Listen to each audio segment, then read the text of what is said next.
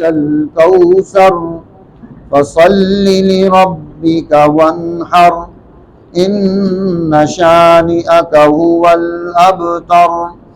وقال النبي الكريم صلى الله عليه وسلم ما بين بيتي ومنبري روضة من رياض الجنة أو كما قال النبي الكريم صلى الله عليه وسلم.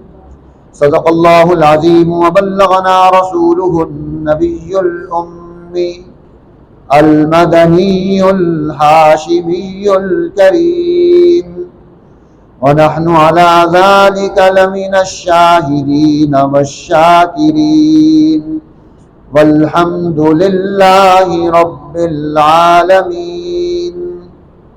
درود شریف پڑھ رہے ہیں.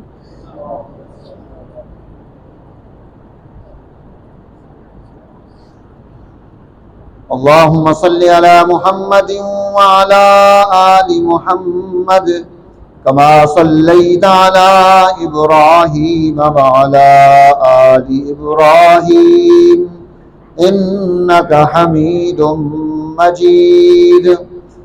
اللهم بارك على محمد وعلى آل محمد كما باركت على إبراهيم وعلى آل إبراهيم إنك حميد مجيد.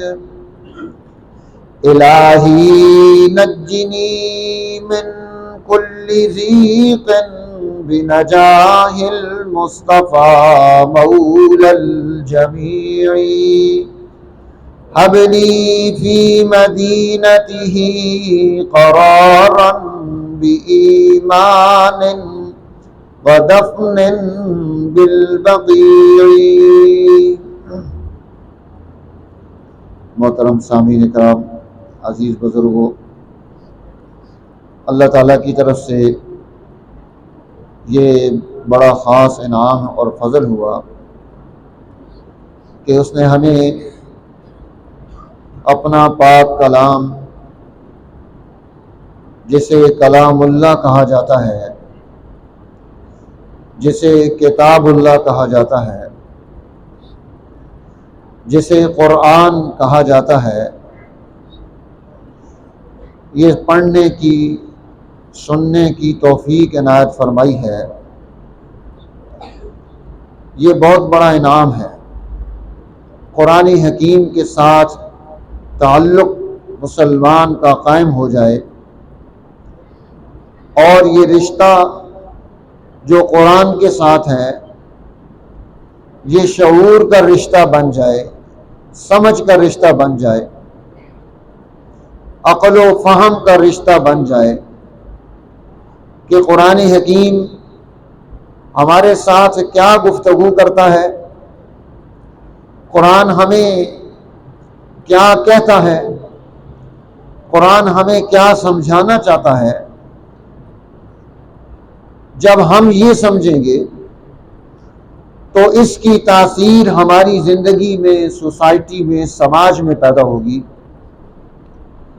اور اگر ہم قرآن سے قرآن فہمی نہیں لیں گے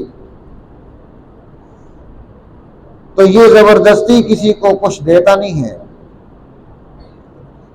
جو طالب بن جائے، حاصل کرنا چاہے، اسے ملتا ہے. جو طالب نہ بنے، حاصل نہ کرنا چاہے، اسے کچھ نہیں ملتا. آپ دیکھیے کہ صحابہ کرام رضوان اللہ علیہ مجمعین وہ انتظار میں ہوتے تھے کہ وحی کا نزول ہو. وہ انتظار میں ہوتے تھے کہ کوئی نئی بات ہمیں اللہ کے نبی کی زبان سے پتہ چلے. وہ انتظار میں ہوتے تھے کہ جبریل امین اللہ کا کوئی نیا حکم لے کر نازل ہوں، ہمارے علم میں اضافہ ہو. اور پھر انہوں نے اسے اپنا مشعل راہ بنا دیا. ان کا امام قرآن تھا، ان کے امام صاحب قرآن تھے. اس لیے وہ دنیا میں کامیاب ہوئے۔ حضور نبی اکرم صلی اللہ علیہ وسلم نے جوڑیاں بنا دی، مواخات قائم کر دی۔ مدینہ میں پہنچ کر ایک مہاجر ایک انصاری، دو کو آپس میں آپ نے ان کو بھائی چارہ بنا دیا کہ تم یہ دو بھائی ہو۔ اب ایک نے اپنے مہاجر بھائی سے کہا کہ یہ میرے پاس پلاٹ ہے، یہ زمین ہے، یہ میرا باغ ہے، یہ میرے گھر ہیں، تقسیم کر لیتے ہیں، آدھا آپ لے لو، آدھا سارا کچھ میں لے لیتا ہوں۔ انہوں نے کہا کہ اللہ تمہیں برکت عطا فرمائے، یہ حضرت عبد الرحمن ابن عوف ہیں، اللہ تمہیں برکت عطا فرمائے، مجھے بتاؤ کہ مدینہ کے بازار کا راستہ کہاں ہے، بازار کہاں ہے؟ بازار جاتے ہیں پہلے دن، اب چونکہ پرانے تاجر تھے، راہ و رسم تھے، تعلقات تھے، جب بازار میں پہنچے تو ایک پارٹی مل گئی، عبد الرحمن کیا حال ہے، ٹھیک ہے، خیریت، حال وال پوچھا، ہاں بھائی ہمارے پاس بڑا اچھا سودا ہے، سودا چیک کیا، چیک کر کے کہا یار چیز تو تمہاری بڑی اچھی ہے، لیکن اگر مجھے دینا چاہتے ہو تو میری شرط ہے۔ اس نے کہا بھی کیا شرط ہے؟ پیسے شام کو ملیں گے۔ اس نے کہا بھائی آپ اعتماد ہے، کوئی مسئلہ نہیں، آپ چیز لے لیں، شام کو پیسے دے دینا۔ اب شام کو عبد الرحمن ابن عوف وہ سامان بیچ کر اسے پیسے دیتے ہیں، اور حضرت شیخ العزیز صاحب تشریف لے ہیں، میں تو اسی لیے بیٹھ گیا تھا، میں نے کہا چلو تب تک آپ کو مصروف رکھوں۔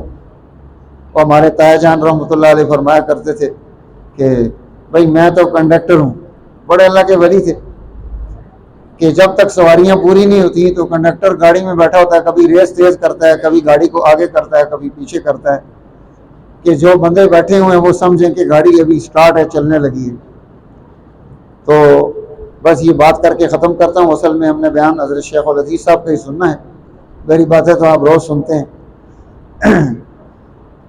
اب انہوں نے مال بیچا، پرافٹ اپنے پاس رکھا، جو اس کی قیمت تھی اس کو دی، شام کو گھر واپس آئے تو ہاتھ میں سودا سلف لیے ہوئے، آ کر بھائی کو دیا کہ خود بھی پکا کر کھاؤ، ہمیں بھی کھلاؤ۔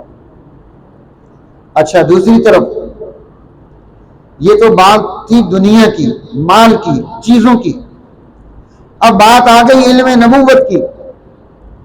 اب یہ دو بھائی آپس میں معاہدہ کر رہے ہیں کہ ایک دن تو رسول اللہ کی مجلس میں صبح سے شام تک بیٹھے گا، میں کاروبار کروں گا، دوسرے دن رسول اللہ کی مجلس میں میں بیٹھوں گا، تو کاروبار کرے گا، آپس میں علم بھی بانٹ لیں گے، پیسے بھی بانٹ لیا کریں گے۔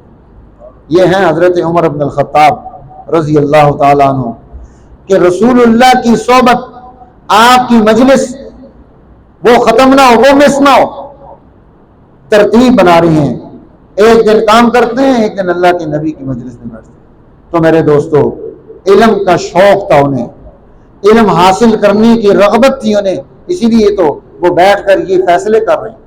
ہمیں بھی یہ شوق ہونا چاہیے کہ ہم قرآن حکیم کے ساتھ، اس کے علوم کے ساتھ ہماری نسبت اور تعلق پیدا ہو جائے۔